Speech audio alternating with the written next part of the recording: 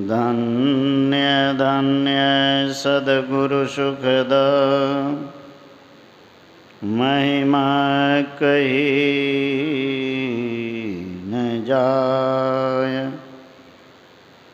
जो कुछ कहूँ तुम्हारी कृपा, मोते कछु न वसा। बोलिए श्री सद्गुरु महाराज की जय। श्री सद्गुरु महाराज की जय। श्री सद्गुरु महाराज की जय।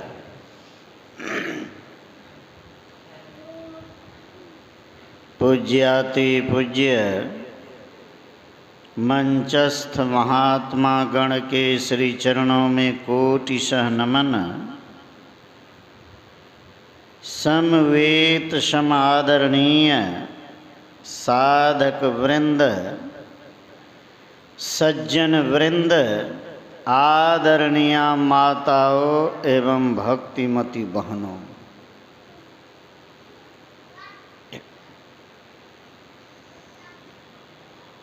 तेरहवें दिन के दूसरे सत्र के सत्संग में अभी हम सब रामचरितमानस सार सटिक सप्तम सोपान से भगवान शंकर और माता पार्वती के संवाद को सुन रहे थे।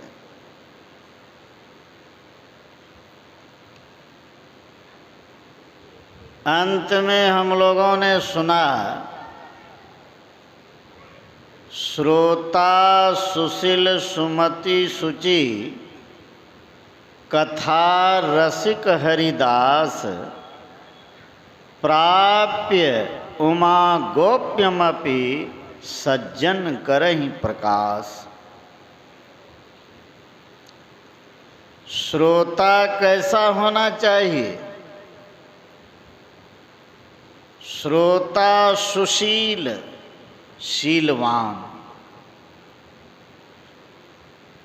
श्रोता सुशील सुमति, अच्छे विचार वाले। सुमति शुचि, पवित्र। इस तरह का जो श्रोता होते हैं, ऐसे श्रोता को पा करके सज्जन पुरुष क्या करते हैं? जो गोपनीय बात है उसको भी प्रकाशित कर देते हैं। श्रोता सुशील सुमति सुचि कथा रसिक हरिदास। कथा के प्रेमी और हरि के भक्त, ऐसे श्रोता को पा करके भगवान शंकर कहते हैं कि हे पार्वती, ऐसा श्रोता यदि मिल जाए तो सज्जन पुरुष क्या करते हैं? गोपनीय बातों को भी प्रकाशित कर देते हैं। जो इस प्रसंग में हम लोग सुन रहे थे, हम लोग यह भी सुने, जो अति आतप व्याकुल होई, तरु छाया सुख जानई सोई। जो गर्मी से व्याकुल रहता है, उसी को न तारा क्या कहते हैं? पेड़ की छाया सुख देता है, उसी को सुख देता है। उसी तरह जो ज्ञान के पिपासु हैं, उन्हीं को जो है यह अंतरी बातें अच्छी लगेगी, सुख देगा उनको। सुन रहे थे हम लोग प्रसंग में भगवान शंकर से पार्वती जी कहते हैं, पार्वती जी भगवान शंकर से बहुत प्रश्न पूछे हैं। अब उन्हीं प्रश्नों का उत्तर भगवान शंकर दिए हैं। उसी क्रम में भगवान शंकर कहते हैं कि हे पार्वती, जब सती नाम वाला तुम्हारा पहले का शरीर दक्ष के यज्ञ में समाप्त हो गया तो तुम्हारे वियोग में पहाड़ों और जंगलों में फिरने लगा। दक्ष प्रजापति कौन थे? सती के पिता थे। सती के पिता थे। और सती को भगवान शंकर त्याग दिए थे। कथा सुने हैं? भगवान शंकर और सती जी एक बार त्रेता युग में कुंभज ऋषि के आश्रम में गए थे। क्या करने के लिए? सत्संग श्रवण करने के लिए। रामचरितमानस में वर्णन है, एक बार त्रेता युग माही शंभु गयो कुंभज ऋषि पाही। कुंभज ऋषि के आश्रम में गए। असंग में कौन है? सती जी हैं। वहाँ जब गए तो कुंभज ऋषि यथोचित सत्कार किए। तब कथा प्रसंग होने लगा। अब भगवान शंकर जब सत्संग समाप्त हो गया, सती जी और भगवान शंकर वहाँ से चल दिए। मार्ग में देखे कि भगवान राम सीता जी को जंगलों में खोज रहे हैं। सीता जी की चोरी हो गई थी, हरण हो गया। अब भगवान राम लक्ष्मण जी जंगलों में सीता जी को खोज रहे हैं। अब पूछते किन से हैं? जंगल के जंगली जानवरों से, पेड़ पौधों से पूछते हैं कि सीता जी को देखे हैं। भगवान शंकर जैसे देखे भगवान राम को, मन में सोचे कि अभी प्रभु बहुत व्याकुल हैं, इसीलिए दूर से ही प्रणाम कर लेता हूँ। दूर से ही प्रणाम किए और कहे जय सच्चिदानंद। जैसे दूर से प्रणाम किए तो सती जी को हुआ कि बोले बाबा किनको प्रणाम कर लिए। पूछे कि प्रभु आप किनको प्रणाम किए? देखती नहीं हो सच्चिदानंद घन राम हैं, यही हमारे प्रभु हैं, इन्हीं को मैं प्रणाम कर रहा हूं। सती जी कहती हैं कि यह कौन राम? ये तो देखते हैं साधारण बालक, साधारण मनुष्य भी इनकी बदतर हालत है। इनकी धर्मपत्नी की चोरी हो गई है, हरण हो गया है, तो साधारण आदमी किसको पूछेगा? कहीं कोई खो जाए किसी का बच्चा तो पूछेगा लोगों से ना। ये पूछते हैं जानवरों से, पेड़ पौधों से कि सीता जी को देखे हैं। ये कैसे हो सकता है सच्चिदानंद घन? भगवान शंकर समझाए, तुम नहीं समझोगे, यही है सच्चिदानंद घन। सती जी को भ्रम हो गया। सगुण में भ्रम होता है। सती जी को भ्रम हो गया। भगवान शंकर कहे तुमको विश्वास नहीं है तो परीक्षा ले लो। सती जी परीक्षा लेने के लिए चली।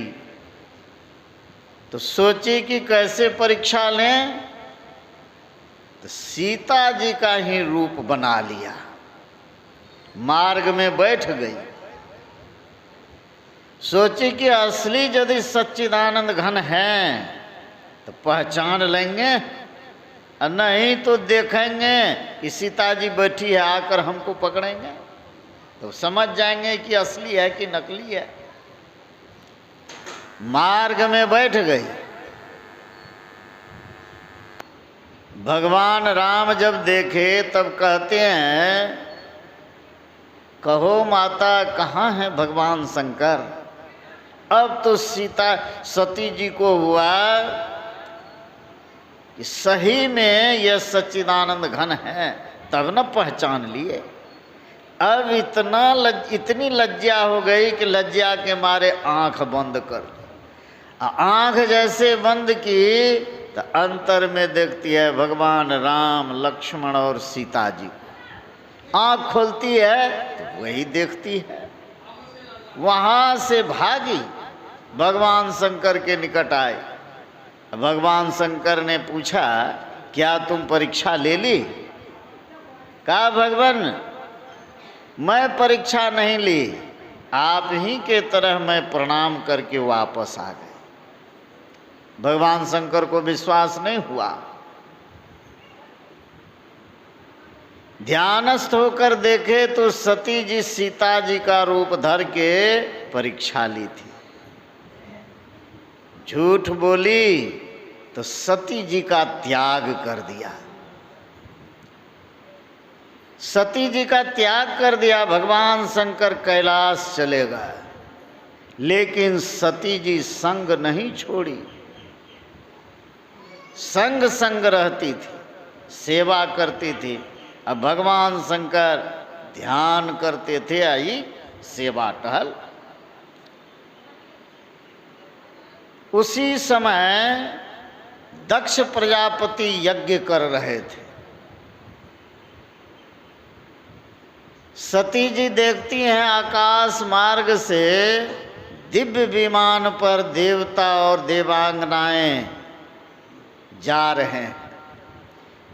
देवांगनाएं मंगल गान करती हुई जा रही हैं। सती जी भगवान शंकर से पूछते हैं, प्रभु ये देवांगनाएं मंगल गान करती हुई कहाँ जा रही हैं? भगवान शंकर कहते, तुम्हारे पिता दक्ष प्रजापति जो हैं वे यज्ञ कर रहे हैं, उसी यज्ञ में भाग लेने के लिए ये लोग जा रहे हैं। अब सती जी कहती है कि मेरे पिता यज्ञ करते हैं तो मुझे भी तो जाना चाहिए, हम दोनों को जाना चाहिए, चलिए। भगवान शंकर कहते हैं कि हमको नहीं जाना चाहिए, क्योंकि यज्ञ का निमंत्रण प्राप्त नहीं हुआ है। सती जी कहती हैं, इसमें निमंत्रण का क्या बात है? 4 जगह तो बिना निमंत्रण के भी जा सकते हैं। किसके यहाँ? मित्र के यहाँ, पति के यहाँ, पिता के यहाँ, और ये जो है स्वामी के यहाँ।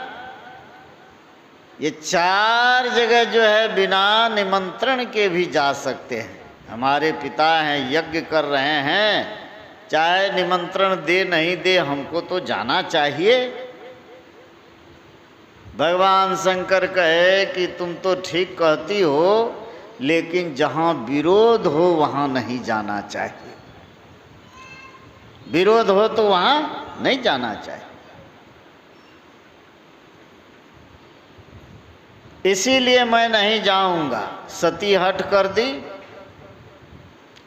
सती हठ कर दी कि आप नहीं जाएंगे, आपको विरोध है। हमको कौन विरोध है, हम जाएंगे यज्ञ में।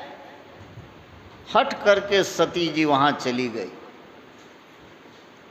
यज्ञ में यज्ञ स्थल पर जब पहुंची तो वहाँ देखी कि भगवान शंकर का भाग नहीं है।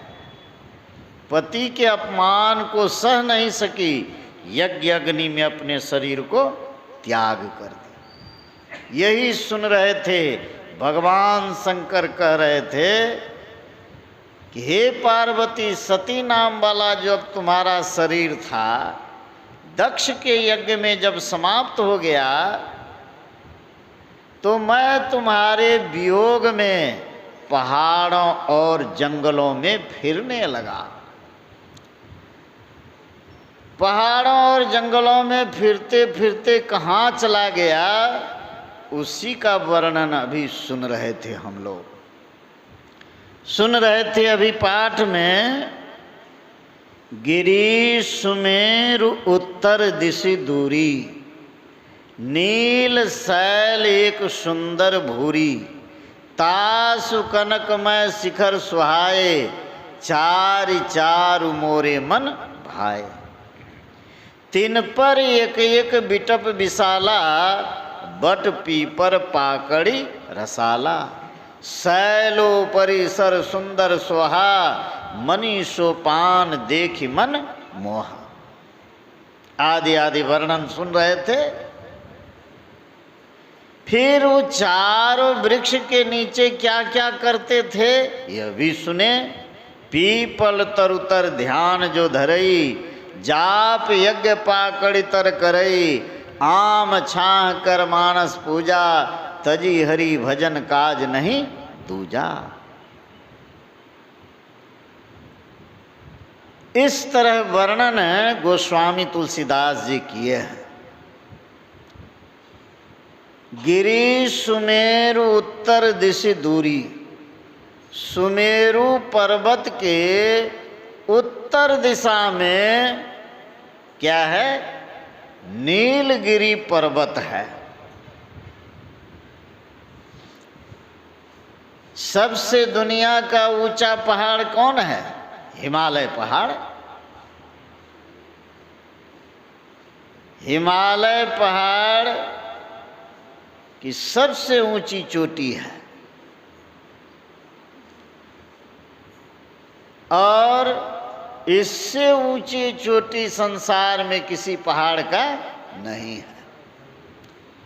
यहाँ वर्णन है कि गिरी सुमेरु, सुमेरु पर्वत के उत्तर दिशा में नीलगिरी पर्वत है।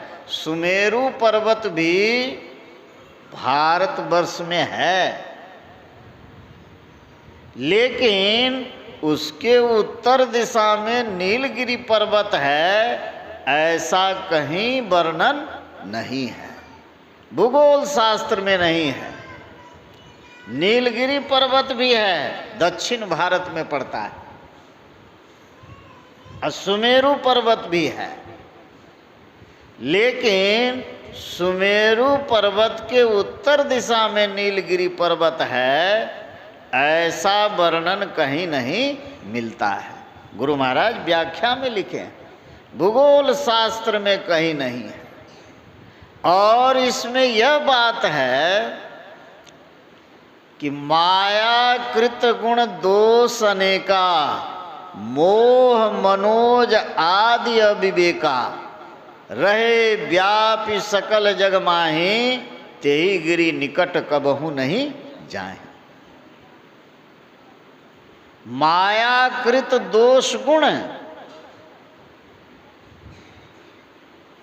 वह क्या है, काम,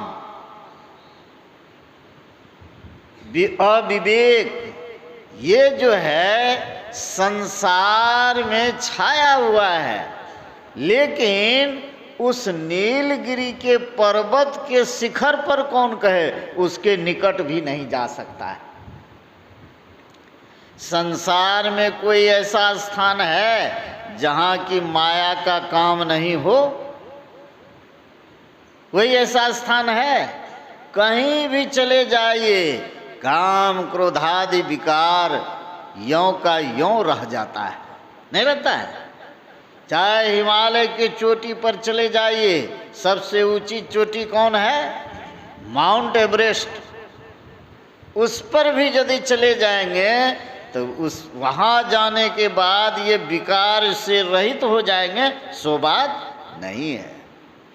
यहाँ वर्णन यह है कि उस पहाड़ के निकट तक भी वह मायाकृत दोष गुण नहीं जा सकता है। तब ये बाहर संसार की बात नहीं है, बाहर संसार का बात नहीं है, सब अंतर की बात है, अंतर की बात है। और सुन रहे थे हम लोग, उसी पहाड़ पर, नीलगिरी पहाड़ पर क्या है, 4 चोटियां हैं। और 4 चोटियां कैसी हैं, स्वर्णमयी हैं,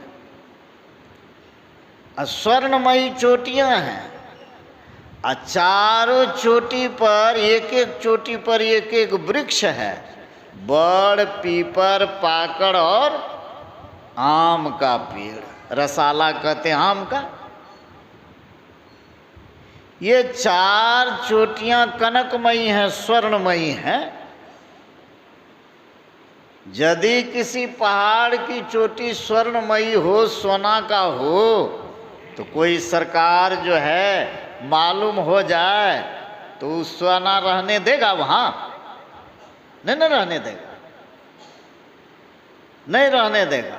दूसरी बात है कि वह चोटी जो है सबसे ऊंची चोटी है, उस चोटी पर बड़, पीपर, पाकड़ और आम का पेड़ है।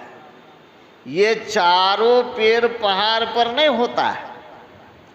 अब हिमालय पहाड़ पर चले जाएंगे, शिवालिक श्रेणी पर जैसे जाएंगे तो वहां पर देखेंगे शंकुदार पेड़।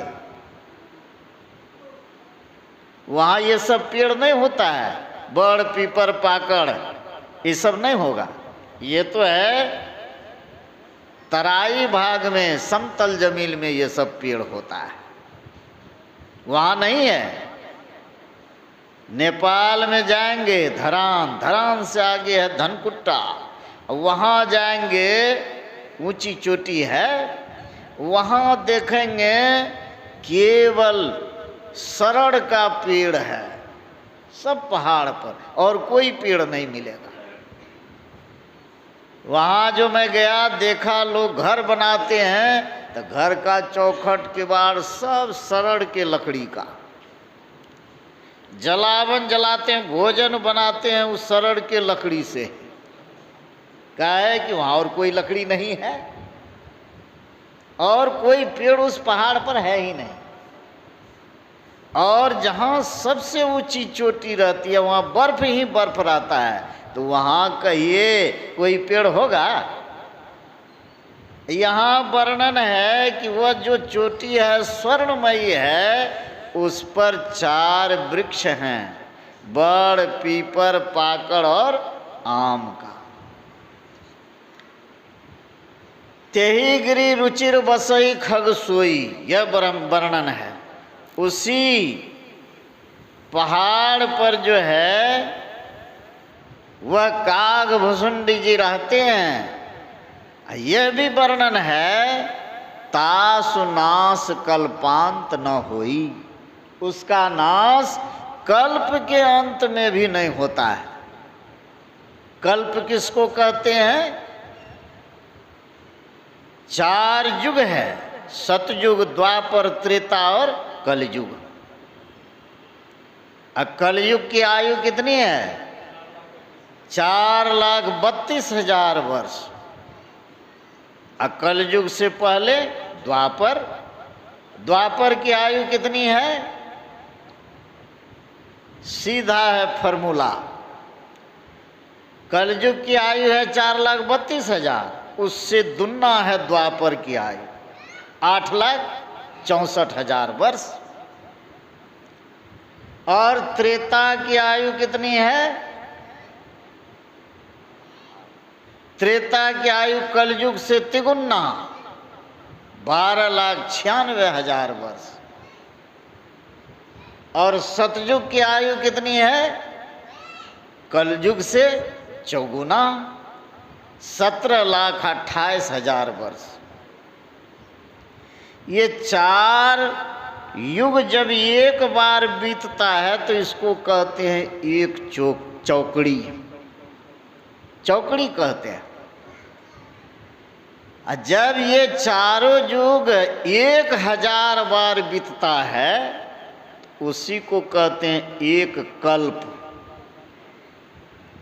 एक कल्प कहते हैं। 1000 बार जब सतयुग द्वापर त्रेता बीतता है तब ब्रह्मा की आयु कितनी? एक बार जो बीता एक कल्प हुआ। 1000 बार सतयुग द्वापर त्रेता कलयुग जब बीतता है तो ब्रह्मा का एक दिन रात हुआ।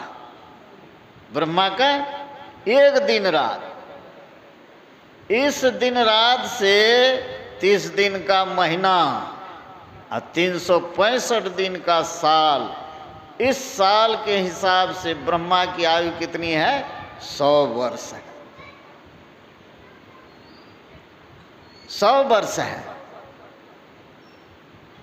यहाँ वर्णन सुन रहे थे हम लोग कि उस पर्वत पर जो कागभुसुंडी जी रहते हैं, तेई गिरि रुचिर बसई खग सोई, तासु नाश कल्पांत न होई। उसका नाश कल्प के अंत में भी नहीं होता है। कोई भी जीव है संसार में कितना दिन तक रहे? इसमें अवश्य रहस्य की बात है। यह जो वर्णन है इसमें रहस्य है। गुरु महाराज जो इसकी टीका किए हैं ऐसा टीका कहीं किसी भी टीकाकार जो रामचरितमानस का टीका किए हैं किसी के टीका में यह देखने के लिए नहीं मिलता है, पढ़ने के लिए नहीं मिलता है। गिरि सुमेरु किसको कहते हैं? यह जो हम लोगों का शरीर है, शरीर किस पर आधारित है? रीढ़ पर आधारित है ना? रीढ़ पर आधारित है। रीढ़ जो हमारा रीढ़ है, रीढ़ के ठीक बीचों बीच रेखा रूप धार है, उसी को सुमेरु कहते हैं।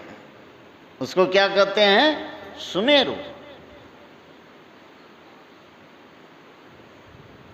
और रीढ़ के ठीक बीचों बीच स्नायु गुच्छ रहता है न? स्नायु गुच्छ। शरीर में कहीं कुछ होता है तो उसी के माध्यम से मस्तिष्क को जो है उसकी सूचना मिलती है, सूचना मिलती है। ठीक बीचों बीच रेखा रूप धार है, उसी को क्या कहते हैं? कहते हैं रेखा रूप धार है, उसी को कहते हैं सुमेरु। इसी सुमेरु पर जो है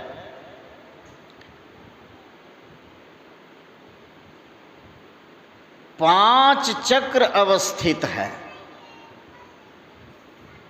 मूलाधार, मूलाधार, स्वाधिष्ठान, मणिपूरक, अनाहत और विशुद्ध। नेत्र से नीचे 5 चक्र है।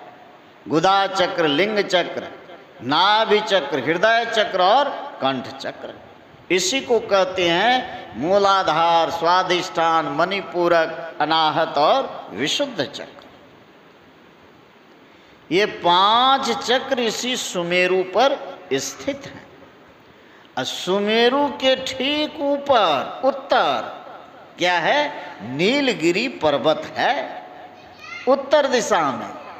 सुन रहे थे हम लोग, नक्शा हम लोग देखते हैं, नक्शा में ऊपर होता है उत्तर, नीचे दक्षिण, दायां हाथ पूरब और बायां हाथ पश्चिम। कहने का अर्थ है सुमेरु पर्वत के उत्तर दिशा में अर्थात ऊपर क्या है? नीलगिरी पर्वत है। वह नीलगिरी पर्वत क्या है? हम लोग आंख बंद करते हैं, क्या देखते हैं? अंधकार। अंधकार है, वही अंधकार है नीलगिरी पर्वत। उस नीलगिरी पर्वत पर क्या है? यही छठा चक्र, जिसको आज्ञा चक्र कहते हैं, वही नीलगिरी पर्वत पर स्थित है, अंधकार में ही है। नीलगिरी पर्वत अंधकार में अवस्थित है। आज्ञा चक्र जिसको खोड़स दल कमल कहते हैं, उसी नीलगिरी पर्वत पर अवस्थित है आज्ञा चक्र। वहां से आज्ञा होती है कि आओ, हैं? वहीं से मार्ग भी प्रारंभ है। वह उसी अंधकार मंडल में अवस्थित है। और सुन रहे थे कि उस पर 4 कनकमयी चोटियां हैं। 4 चोटी है और चारों चोटियां हैं स्वर्णमयी, और चारों पर एक एक वृक्ष है, बड़, पीपर, पाकड़ और आम का। और उसी वृक्ष पर कागभुसुंडी जी रहता है। कागभुसुंडी कौन है? यही जीवात्मा है कागभुसुंडी। जीवात्मा का नाश होता है, ये शरीर का नाश होगा, लेकिन जीवात्मा का नाश नहीं होता है। कल्प के अंत में भी इसका नाश नहीं है, क्योंकि यह जीवात्मा क्या है? परमात्मा का अभिन्न अंश है, जीवात्मा प्रभु का अंश है। इसलिए जीवात्मा का अंश नहीं होता है, नाश नहीं होता है, इसका नाश नहीं है। जैसे भगवान कृष्ण कहे, पुराने वस्त्र को लोग त्याग कर नवीन वस्त्र धारण करते हैं, उसी तरह जब यह शरीर जर्जर हो जाता है तो जीवात्मा इस शरीर त्याग करके पुनः कर्मानुसार अपने नवीन शरीर को धारण करता है, उसका नाश नहीं है। अर्थात जीव का बैठक कहाँ है? आज्ञा चक्र में। आज्ञा चक्र कहाँ अवस्थित है? वही नीलगिरी पर्वत पर अवस्थित है, जिसको तीसरा नयन कहते हैं, वही नीलगिरी पर अवस्थित है। वहाँ कागभुसुंडी जी रह करके क्या क्या करते थे, इसका वर्णन है।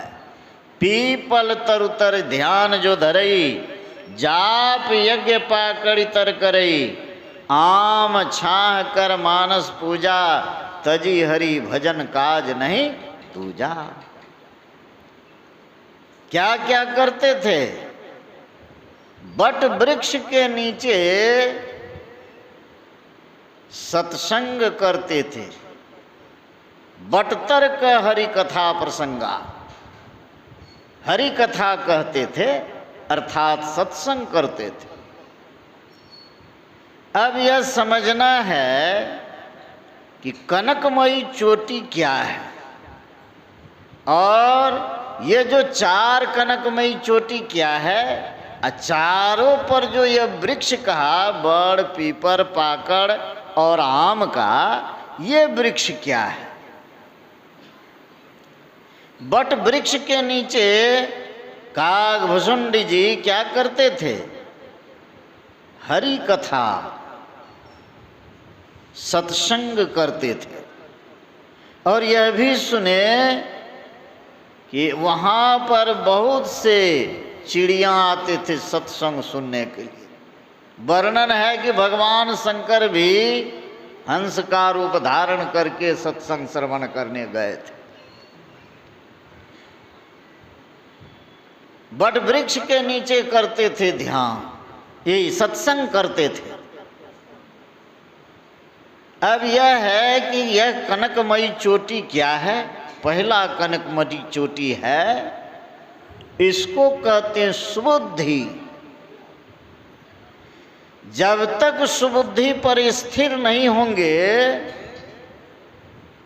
तब तक सत्संग प्रिय नहीं लगेगा। सुबुद्धि अर्थात बाहरी विषयों से मन को मोड़ करके सत्संग सुनना पड़ता है। बैठे हैं सत्संग में, मन से विषय का व्यापार हो रहा है, तो क्या सत्संग की बात को सुन सकेंगे? सत्संग कैसे सुनेंगे? सब तरह से मन को मोड़ करके सत्संग को सुनना चाहिए। सुनना भी बड़ा कठिन है। संतों ने कहा, सुनत कठिन समझत कठिन, साधन कठिन विवेक। सुनना भी बड़ा कठिन काम है। कैसे सुनेंगे? तो सुबुद्धि पर स्थिर होकर के, अर्थात बाहरी विषयों से मन को मोड़ करके, रूप रस गंध स्पर्श और शब्द, ये 5 विषय हैं। इन 5 विषयों से मन को हटा करके तब वह हो गया, हटा तो सुबुद्धि पर स्थिर हो गया, तब सत्संग सुनिए। इसीलिए पहले सुबुद्धि पर स्थिर होना होगा, तब आनंद मन से सत्संग सुन सकेंगे, तब बात समझ में आएगी। इसीलिए सुबुद्धि जो हुआ, यह पहली कनकमयी चोटी है। पहली कनकमयी चोटी क्या है? सुबुद्धि है। सुबुद्धि पर स्थिर पहले होइए, बाहरी विषयों से मन को मोड़ करके। सत्संग करना मन तोड़, शरण संतन की, तुलसी साहब ने कहा। मन को बाहरी विषयों से तोड़िए और सत्संग से जोड़िए, तब होगा। तब सत्संग में जो सुनेंगे अब बात समझ में आएगी। इसीलिए पहले सुबुद्धि पर स्थिर होइए। यही है सुबुद्धि जो है, पहली कनकमयी चोटी है, स्वर्णमयी चोटी। असत बट वृक्ष क्या है? वेद शास्त्र संतवाणी सम्मत सत्संग के बृहद वार्ता को बट वृक्ष कहते हैं। संत मत के सत्संग में वेद उपनिषद संतवाणी सम्मत ज्ञान है। इसीलिए अभी हम लोग कहाँ हैं? बट वृक्ष के नीचे हैं। बट वृक्ष क्या है? यही सत्संग है। बट वृक्ष देखते हैं, बड़ का पेड़ बहुत दिनों तक रहता है, उसके डाली से जड़ निकलता है, जमीन पर पकड़ा तो फिर तना हो गया, होते होते कहाँ तक बढ़ते चला जाता है, मूल तना सड़ भी जाता है, सड़ भी जाता है, बहुत तना हो गया। उसी तरह सत्संग का बृहद वार्ता है। देखते हैं प्रसंग को कितना बढ़ाते चले जाते हैं, सुनाते चले जाते हैं, नहीं? यही है बृहद वार्ता, यही है बट वृक्ष। बट वृक्ष के नीचे क्या करते थे? यही हरि कथा सत्संग, इसको गंगा भी कहा। राम भगति जहाँ सुरसरी धारा, यह गंगा जी की धारा है। इस धारा में जो गोता लगावेंगे मन पवित्र हो जाएगा। सत्संग रूपी गंगा में गोता लगावेंगे, आनंद मन से सुनेंगे तो मन पवित्र हो जाएगा। और सत्संग सुनते सुनते क्या होगा? बुद्धि आस्तिक हो जाएगी। पहले तो सुबुद्धि पर स्थिर होकर सत्संग सुने, और सत्संग सुनते सुनते क्या हो जाएगा? बुद्धि आस्तिक हो जाएगी, आस्तिक बुद्धि हो जाएगी। आस्तिक किसको कहते हैं? जो ईश्वर पर विश्वास करते हैं उसको कहते हैं आस्तिक। और नास्तिक कहते हैं जो ईश्वर पर विश्वास नहीं करते, ईश्वर को नहीं मानते, कहते हैं नास्तिक है, ये आस्तिक है। ईश्वर पर दृढ़ विश्वास कब? सत्संग सुनेंगे तब। आनंद मन से जब खूब सत्संग सुनेंगे तो सुनते सुनते बुद्धि आस्तिक हो जाएगी। यही आस्तिक बुद्धि होना, यही है दूसरी कनकमयी चोटी। बुद्धि अब आस्तिक हो गई, ईश्वर पर विश्वास हो गया। तो ईश्वर पर जब विश्वास हो गया तब परमात्मा को प्राप्त कैसे करेंगे, उसको खोजेंगे कि नहीं खोजेंगे? हैं? खोजेंगे। ये परमात्मा जो है कहाँ मिलेंगे? परमात्मा का ज्ञान होगा, ईश्वर पर विश्वास हो जाएगा, आस्तिक बुद्धि हो जाएगी, तो भेद यही खोजेंगे कि भेद कहाँ मिलेगा, भेद कहाँ मिलेगा। तो गुरु करेंगे, गुरु के निकट जाएंगे, गुरु से भेद लेंगे। हैं? गुरु भेद ही क्या है? विशाल पाकड़ वृक्ष है। गुरु से जो भेद लिए हैं, दीक्षा लिए हैं, पहले सत्संग सुने समझे, संतों के वाणी को सुने समझे, मन में हुआ कि संत महात्मा ठीक कहते हैं, ईश्वर हैं, बिना ईश्वर भजन किए कोई सुख शांति को नहीं पा सकता है, तो उस ईश्वर को प्राप्त करना चाहिए। तो भेद कैसे उस ईश्वर तक जाएंगे, उस परमात्मा को कैसे प्राप्त करेंगे, इसके भेद को जानने के लिए गुरु के निकट जाएंगे। गुरु भेद ही क्या है? विशाल पाकड़ वृक्ष है। पाकड़ वृक्ष का पत्ता इतना घना होता है कि सूर्य की किरणें जमीन पर नहीं पड़ती है। उसी तरह गुरु भेद है। जो इस गुरु भेद को धारण किए हैं, दीक्षा लिए हैं, उनकी रक्षा गुरु करते हैं। और यह संस्कार जिस पर पड़ जाता है तो वो कभी अधोगति में जा नहीं सकता है। गुरु महाराज की वाणी में सुने थे, मोक्ष के साधन में लगे हुए अभ्यासी की अधोगति नहीं होती।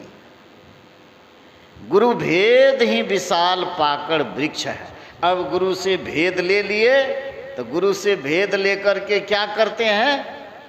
जप प्रारंभ करते हैं। नहीं, पाकड़ वृक्ष के नीचे क्या करते थे? जप यज्ञ करते थे। जप यज्ञ अर्थात जो जप करते हैं, जप से प्रारंभ करते हैं। हम लोग मानस जप करते हैं, जप से ही प्रारंभ किया। जप करते करते क्या होता है? सर्वेश्वर के सगुण रूप पर विश्वास हो जाता है। सर्वेश्वर के सगुण रूप को, सर्वेश्वर का जो सगुण रूप है वह क्या है? सगुण रूप बहुत हैं। जो राम मंत्र का जप करते हैं, राम रूप का ध्यान करते हैं न। कृष्ण मंत्र का जप करते हैं तो कृष्ण का ध्यान। हम लोग किनका ध्यान करते हैं? गुरु का, गुरु मंत्र का जप, क्योंकि गुरु प्रत्यक्ष हैं। गुरु से बढ़ करके संसार में कोई नहीं। इसीलिए सर्वेश्वर के सगुण रूप के प्रति अत्यंत प्रेम हो जाना, यही है तीसरी कनकमयी चोटी। तीसरी कनकमयी चोटी है। इस पर अवस्थित होकर के काकभूषुंडी जी क्या करते थे? मानसी पूजा करते थे। मानसी पूजा क्या है? मानस ध्यान। आम छां कर मानस पूजा, तजी हरि भजन काज नहीं दूजा। आम छां के नीचे, आम वृक्ष के नीचे क्या करते थे? मानसी पूजा करते थे। अर्थात मानस जप करते, मानस ध्यान करते थे। मानसी पूजा और मानस ध्यान एक ही बात है। मानस ध्यान क्या है? मन के द्वारा इष्ट के रूप को बनाकर उसमें मन को टिकाए रखना, यह है मानस ध्यान। मानस ध्यान है। कबीर साहब के गुरु थे रामानंद स्वामी। एक बार रामानंद स्वामी पूजा करने के लिए बैठे, मन से पूजा कर रहे हैं, आंख बंद है कर रहे हैं, मन से ही इष्ट को, भगवान राम को स्नान कराए। उनके इष्ट देव राम स्नान कराए, स्नान कराकर बैठाए, सब पोशाक पहनाए, मुकुट भी पहना दिए। तब ख्याल गया कि अरे सब कुछ तो पहना दिया, अब भगवान को तो माला नहीं पहनाए। अब सोचने लगे कि माला कैसे पहनावेंगे, कैसे पहनावेंगे। यदि मुकुट को उतार कर पहनाते हैं तो अच्छा नहीं हुआ, अपमान हुआ, कैसे पहनाया जाए, कैसे पहनाया जाए। तो कबीर साहब बगल में थे। कबीर साहब तो सब जानते थे ना। कबीर साहब, गुरुदेव इसमें चिंता की क्या बात है, माला के घुंठी को खोल दीजिए, गिरह को अब पहना दीजिए ऐसे। कहा कबीर तुम कैसे जान गया? अर्थात मानसी पूजा है, मन के द्वारा, मन तत्व से इष्ट के रूप को बनाकर उसमें मन को स्थिर करना, यह है मानस पूजा। मानस पूजा, मानस ध्यान जो करते हैं हम लोग दृढ़ आशा के साथ, आशा के साथ कि अब दर्शन होगा, अब उस रूप को देखेंगे न, अब देखेंगे, अब देखेंगे, दृढ़ आशा के साथ हम लोग बैठते हैं। यही आशा रूप जो है, यही है आम वृक्ष। दृढ़ आशा के साथ मानसी पूजा कीजिए। यही है दृढ़ आशा आम का वृक्ष है। चौथी कनकमयी चोटी क्या है? अब तो मानसी पूजा, अब पीपल तरुतर ध्यान जो धरई, जा पीपल तरुतर ध्यान जो धरई, पीपल वृक्ष के नीचे ध्यान करते थे। मानसी पूजा, मानस ध्यान और जो यह ध्यान है उसमें अंतर है, सूक्ष्म ध्यान की बात है।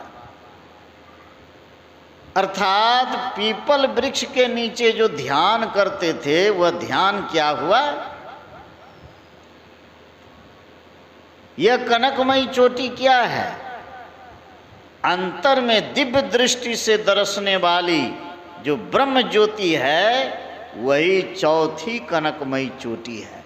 अर्थात अब दृष्टि को जोड़ेंगे, दृष्टि जैसे जुटेगी तो दिव्य दृष्टि खुल जाएगी, एक बिंदुता की प्राप्ति होगी, दिव्य दृष्टि खुलेगी, यहीं से बैठे बैठे सब कुछ देख लेंगे।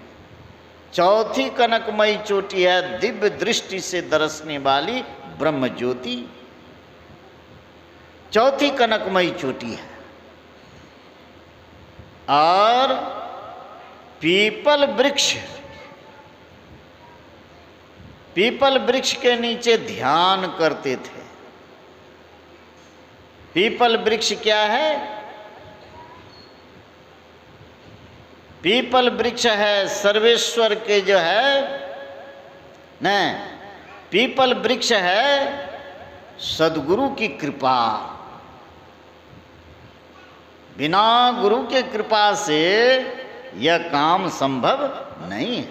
सद्गुरु की जो कृपा है, यही है विशाल पीपल वृक्ष है। बिना गुरु के कृपा से यह काम संभव नहीं है। बिना गुरु की कृपा पाए नहीं जीवन उधारा है। इस तरह गुरु महाराज वर्णन किए हैं और सुन रहे थे कि उस नीलगिरी पर क्या है, एक सुंदर तालाब भी है, सुंदर तालाब है। अब उस तालाब पर क्या है, सुन रहे थे, उस तालाब का जल क्या है, शीतल अमल मधुर जल, जलज बहु विपुल बहुरंग। उस तालाब का जल है शीतल, अमल मल रहित पवित्र स्वच्छ जल है, स्वच्छ जल है, और उसमें बहुत तरह के कमल खिले हैं, बहुत तरह के कमल खिले हैं, वर्णन आया है। और उसमें हंस, हंस जो है कलरव कर रहे हैं, भौरों का गुंजार हो रहा है। यह तालाब क्या है, साधक जब साधना करता है, दृष्टि स्थिर होती है, तो सहस्रदल कमल में प्रवेश करता है।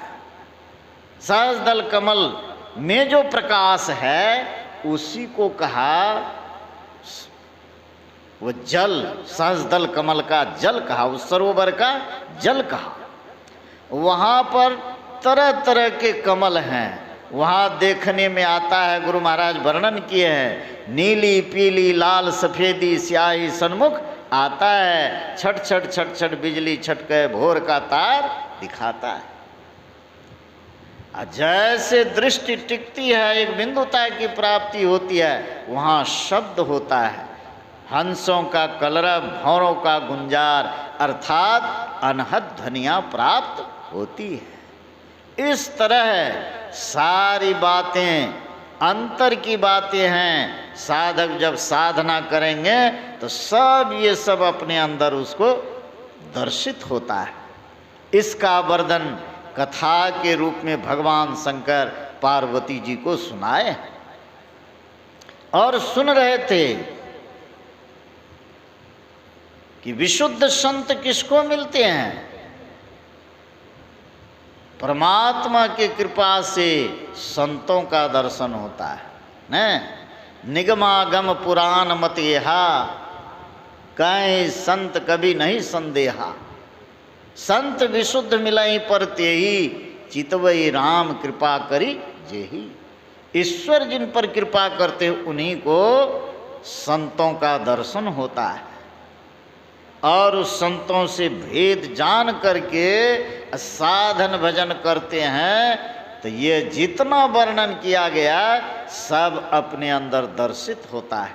देखते हैं, दिव्य दृष्टि खुल जाती है और बैठे बैठे सब कुछ देख लेते हैं।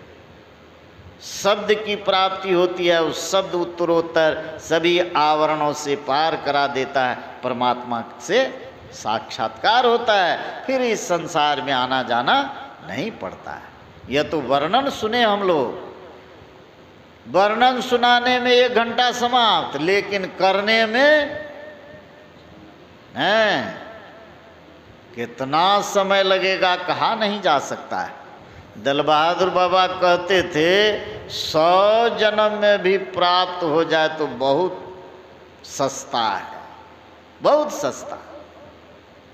इसीलिए अभ्यास दृढ़ता के साथ करते रहिए, अवश्य है लक्ष्य को प्राप्त कर लेंगे। बोलिए श्री सद्गुरु महाराज।